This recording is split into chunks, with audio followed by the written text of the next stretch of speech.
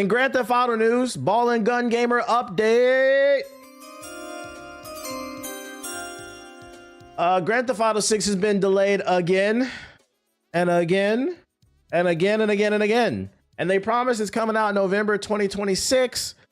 I say we'll see. And then you also got the fact that Rockstar is dealing with potential strikes because they're out there union busting. So they're having internal drama with their workers. There's just no guarantee it's actually coming out in November of 2026. But while we figure out when it is coming out, I thought it would be fun for Ball and Gun gamers to think about the possibilities of what another Grand Theft Auto could have been. This article came out of nowhere. Let's all speculate and dream instead of playing Grand Theft Auto 6. Grand Theft Auto Tokyo almost happened, says a former Rockstar dev. The Grand Theft Auto franchise was very close to branching out with a game set in the Japanese capital of Tokyo, a former Rockstar dev confirmed before eventually being scrapped. GTA has become synonymous with the USA over the years, with Rockstar creating the likes of Liberty City, San Andreas, and Vice City as counterparts to New York, California, and Florida, and it's been over 25 years since GTA briefly visited the streets of London, and an exit from North America now seems extremely unlikely. However, a game based in Tokyo was on the agenda in the past and almost happened, though the idea was later scrapped. Can I say? You said Sleeping Dogs? Sleeping Dogs doesn't take place in Japan, guys. I'm not gonna lie, that shit is racist what you said. Did you just say all Asian people? You said that. That shit did not take place in fucking Japan. I'm pretty sure it took place in Taiwan, right? That's racist. That's fucking crazy, man. That's fucking crazy. And it's funny too because y'all did not play the game. They made sure it was Hong Kong. I know it wasn't Japan because in the game I remember you fight inside. You infiltrate the Triad gang. The Triads are not in fucking Japan, bro. That's the Yakuza. Y'all niggas going to jail. Y'all niggas going to jail. That's fucking funny. Anyways, can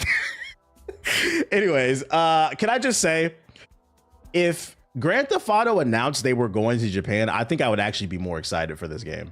I think part of the reason I'm not super excited for Grand Theft Auto 6, part of it is I just don't, and I could be wrong.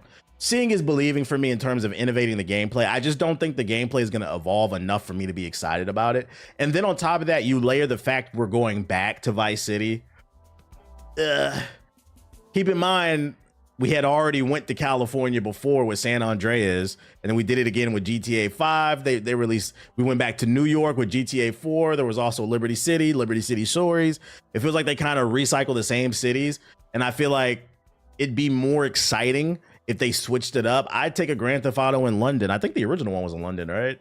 I'd take one in Madrid, Tokyo. Like, can we go somewhere else and explore different cultures? I feel like that'll give a little extra oomph. Do one set in Detroit. Nigga, nobody wants to go to Detroit. What the fuck? Nobody wants that. Nobody wants that. Nobody wants to do Motown missions, I promise you. Grand Theft Auto St. Louis. Nobody wants to go to St. Louis, nigga. No. Nobody wants to do Nelly missions, okay? At the end of the Nelly missions, you get a fucking Band-Aid as a reward you get to put on your face, and it gives you super strength. GTA Seattle, what are you gonna fight? Fucking fentanyl bums? What are y'all talking about? And you can't do Cleveland because nobody gets in and nobody gets out, but they got Bossing Say is actually Cleveland. They got a 100-foot wall. Nobody gets in and nobody gets out. The difference is they have a big wall like Bossing Say that keeps people in and out of Cleveland, but on the inside it's a complete fucking shithole that looks like Fallout 4. It looks like Gary, Indiana, after the Jackson family left because the economy collapsed when he started dancing. I'm just saying, bro. And they left. But anyways, GTA Philly, I'm good off that. I think it's just so many different cool, places you could go and explore, and like they keep doing the same thing. So not only are they regurgitating gameplay mechanics, they're regurgitating cities too. And I'm like, there's other places we can go. Speaking of Games Hub, former Rockstar North technical director Obi Vermeji, who worked on the likes of GTA 3, Vice City, and San Andreas, confirmed that discussions did take place for a Tokyo-based version of the game to release. We had ideas about Grand Theft Auto games in Rio de Janeiro, Moscow, and Istanbul. Imagine going to Istanbul, just mad cats everywhere, niggas getting hair transplants and shit like that. Because I know that's why y'all go. If your man call you up right now and be like, yo, let's do a boys trip to Istanbul, you getting the hair? You getting the hair transplant, bro? What the how'd you know? I just know. I just fucking know. We know why you're there. You're going to get that hairline fixed. Tokyo almost actually happened. Another studio in Japan was going to do it, take our code and do GTA Tokyo, but then it didn't happen in the end, he said. Yeah, you want to talk about it? Like, bro, just shave your head like everybody else. Goddamn. With the GTA franchise ballooning further since the release of GTA 5 and the further anticipation for GTA 6, the dev believes that the time has passed for a move to another continent to take place and believe it wouldn't work. It wouldn't work? People love having these wild ideas, but then when you've got billions of dollars riding on it, it's too easy to go, let's do what we know again. And also America is basically the epicenter of Western culture. So everybody knows the cities, even people who haven't been there. They have a mental image of these cities. I think it's unlikely to be going to the Bogota next time. I don't even know what the fuck that is, especially since there's just more and more money involved as the project gets bigger. It doesn't make sense to set it in some left field location for novelty. GTA Toronto. Well, Grand Theft Auto Toronto doesn't work because they damn near don't even have a crime rate. Despite what all the street Toronto Raptors, the street Toronto rappers, that's a tongue twister. The street Toronto rappers like to make it seem like, bruh, it's not really popping like that in fucking Toronto. So like a gang game there doesn't make sense. Yeah, Toronto's hella safe. I don't even know why you brought that up. Tokyo makes complete sense. They have the Yakuza there. It could be an underworld type of city of them trying to resurface and get. It's fascinating that they say that he doesn't feel like Tokyo would have worked when Sega has the whole Yakuza series and there's like 20 Yakuza games. Brazil would have been great. It's a colorful country with beautiful culture, food, music, women. Imagine doing a mission. Like, have y'all heard the story? When Michael Jackson came to Brazil, he tapped in with the slumlords and the slumlords made, because he wanted to shoot the video in the favelas. And they said, ain't nobody touching that nigga Mike. Imagine going to the favelas and escorting Michael Jackson, bro. That shit would have been fire as a GTA mission. That shit would have been fucking fire, bro. I think it was for the song "They Don't Really Care About Us." I think it's that song. Whatever video where he went to the favelas. That shit would have been fire. That nigga would have been kicking his feet, moonwalking up and down the fucking favelas and shit. You walking around with the fucking Glock, making sure nobody touch Mike. Come on, y'all not hearing me, man. Y'all not hearing me. It was that song. Bet. I heard about that story. That's a true story. That's how powerful people. That's what I hate when people be like, yo, Drake's really the next Michael Jackson. Some of you niggas is too young to understand how famous Mike was. You understand how famous you got to be for people to pass out regularly when they see you? For the hood to say, hey, yo, we ain't gonna do no hood shit when this nigga in the building. We're gonna clean up our act. It's just a different type of aura. Like, I don't think people understand that shit. But anyways, I disagree with this statement. To me, it just sounds like they're complacent and they're just playing it safe. I get they got billions of dollars on the line, but we're not talking about Grand Theft Auto 3 going to Vice City or like San Andreas. I feel like after Grand Theft Auto 4, Grand Theft Auto solidified itself in the zeitgeist. It solidified itself in pop culture. I think Grand Theft Auto is a pop culture thing. It's not a video game thing. It's a game that appeals to everybody. And because they're so big, they've crossed over. They can go anywhere as long as the game is good. And I also feel this. I low-key feel like this statement is kind of disrespectful, because he said the reason we stuck to doing cities in the United States is because America is the epicenter of Western culture. Everybody knows these cities. True, but to act like Tokyo is not a city, everybody knows fucking Tokyo. What are you talking about? Yo, shout out to Intelligent AJ with the sub. Appreciate it. There's plenty of global cities that like pretty much everybody knows. I don't agree with that statement. I think I get what they mean. There are games like Yakuza and soon to be released Stranger Than Heavens that are already given interest in taking on crime stories, and maybe they didn't want to compete with Yakuza. Maybe that's actually what it was. But, you know, food for thought. It could have been. So I guess it's back to waiting for GTA 6. Let me know. Would y'all have wanted this? They could have went back to London. I would have took one in London. Do a mission with Central C and Trap Lord Ross. And Grand Theft Auto London. What was the little nerd ass nigga on a computer that helps you during the heist? That would have been Trap Lord. That would have been Trap Lord Ross in Grand Theft Auto London. I'm the guy behind the computer helping you. And then he'll snitch on you later in the video. Nigga gonna drop a 3-hour documentary about how you committed a heist in Grand Theft Auto London. Yeah, Lester. Trap Lord Ross would have been fucking Lester. Then he would have snitched on you after you committed the crimes. I got it off the Reddit, the Chirac Reddit. But see, yeah, hope all's well. Shut your email about that. Oh shit, I need to look at that. I appreciate the reminder, chill. Grand Theft Auto Korea would have been cool. Do a mission where you got to sneak across the border, go into North Korea type shit. That shit would have been crazy. I mean, they did make a GTA Chinatown Wars. That don't count though. That was a Game Boy Advance game, and it was good. It was good, but when we talk Grand Theft Auto, you gotta keep in mind most people never played China Wars. We talking about the mainline 3D Grand Theft Auto games. Grand Theft Auto Indiana, you just be driving around in cornfields. There's nothing to do there, bro. There's literally nothing to do in Indiana but a corn maze and watch and worship Larry Bird statues. Like, we're not going to a Pacers game. Anyways, we got another delay. 007 First Light has been delayed. Ladies and gentlemen, they released a statement. This is the new third-person shooter coming from the developers behind Hitman. It was supposed to come out, I believe, in February. One of the first games that was going to release, and it looked pretty good besides the frame rate. They said on social media, hello, everyone. Today, we are sharing an update regarding 007 First Light, as we've decided to move the game's release by 2 months to the 27th of May 2026.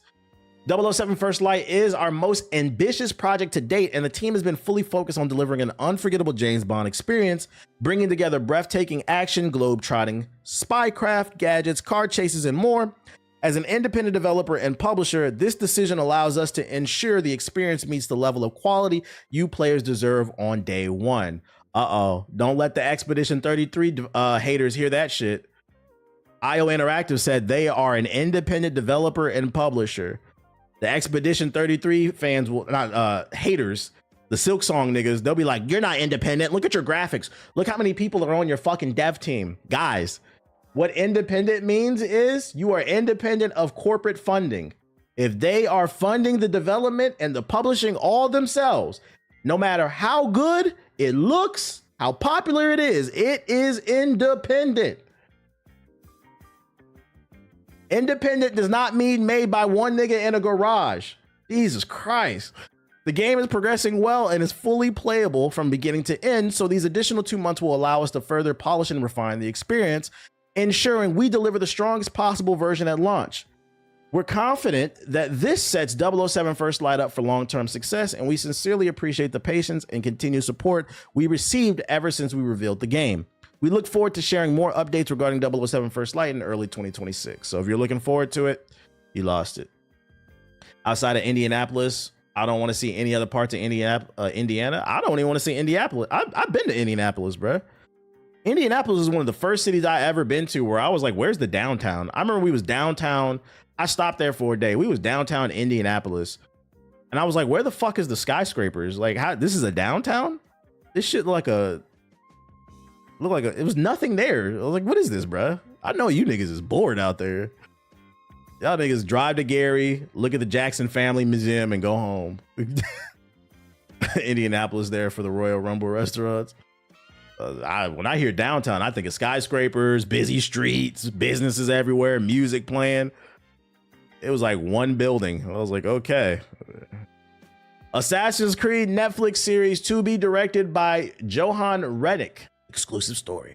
Netflix's upcoming live-action Assassin's Creed series, which has already been building out its main cast, recently unveiled. Let's get to the. I don't care about that. The director, John Redick, the Swedish filmmaker best known for directing HBO's hit miniseries Chernobyl, for which he won an Emmy, is set to helm the show. Anybody watch Chernobyl? We know Indianapolis niggas live in Chernobyl, but has anybody actually watched it? Based on the phenomenally successful time-traveling video game franchise, it's fire, bet. Assassin's Creed was first announced in July as the first series to be developed under Netflix agreement with Ubisoft. Plot details are being kept under wraps for now, but the log line says the series will be centered on the secret war between two shadowy factions. On set on determining mankind's future through control and manipulation, while the other fights to preserve free will. The series follows its characters across pivotal historical events as they battle to shape humanity's destiny. I hope for the TV show, they lean more into asking the viewer who's the good and the bad guy. Kind of like what they did with that spin-off game. What was that shit? Assassin's Creed Rebellion. What was that shit called? I don't know. Roberto Patino and David Weiner serve as creators. Rogue, yeah, Assassin's Creed Rogue. I hope they lean into more of that with the storytelling. And executive producers Gennard Guillemot, blah blah blah blah blah blah blah blah blah, will serve as executive producers. The first Assassin's Creed game exploring. You're just yapping at this point. All right, so y'all said that this joint is good. You said David what? David Weiner. Y'all say he made good shit. Let's see. I'll take y'all word for it. So that means this is a green flag potentially. Chernobyl's one of the greatest TV shows ever. That means there's hope for it. He also directed Breaking Bad. Okay, he's directed Walking Dead as well. Okay, he's got bangers. And I know bangers. Chat.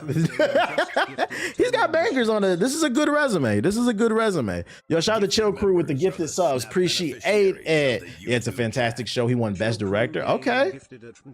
I just want everybody to know before we move on to this story, the next story. I just want everybody to know Ubisoft had nothing to do with picking this director. I don't even think Ubisoft can afford this nigga, bro.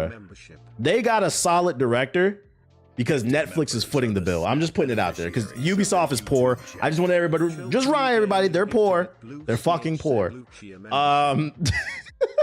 Shout out to Chill Crew with the gifted subs on YouTube. I appreciate it. Yeah, and they got the CCP money, bro. That's facts. UB poured. If you're looking forward to some new Avatar content, I got some bad news for you. Avatar: The Last Airbender fans received the worst present for Christmas as the movie plans have been scrapped. Just when you thought everything about Paramount, CBS, and the regime change led by Skydance's David Ellison was totally cool and chill, the corporate strategy drops on Avatar: The Last Airbender. I can't play this cool. I am deeply saddened to report that the upcoming feature film, The Legend of Aang: The Last Airbender, will skip its planned theatrical run and land straight on streaming in 2026. If you don't remember, I believe this is the movie that they're doing, the spin-off movie that takes place when they're adults. Aang and the Gang. It was supposed to come to theaters. It's only coming to Paramount Plus. All the way back in 2021, Viacom and then owners of Paramount announced the formation of Avatar Studios to initiate a slew of stories set in the Avatar universe. Chief among them, a new movie starring Aang and the Aang Gang.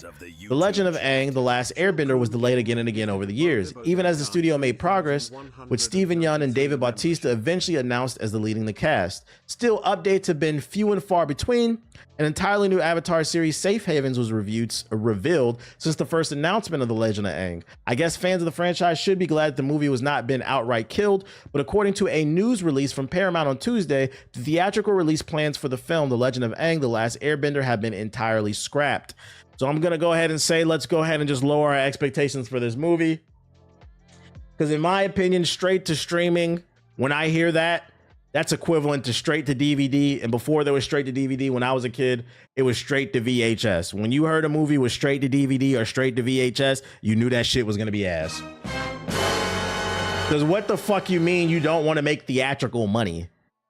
Either I'm gonna give you two outcomes. Either this shit is complete ass, so they're going straight to DVD or straight to streaming, or it's actually really fucking good, but Paramount is being greedy and they want everybody to subscribe to Paramount Plus. And if it's the latter, if the movie is actually good and they're just trying to get their subscriptions up, I'm here to let you know we don't care. Because I'm not going to lie. If it was going to movie theaters, without a doubt, I would have been in a chair day one paying for my ticket. Now that I know it's coming to streaming. You know what that means. Anyways.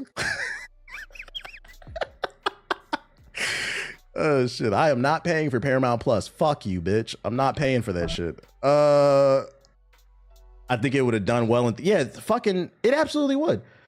I went to an Avatar concert last month. In November. The entire theater was fucking full. The Adobe the Adobe Theater, like downtown LA, it was completely full. Like, Avatar fans are rabid. It would have did numbers in movie theaters. They're fucking stupid for. Bruh, I'm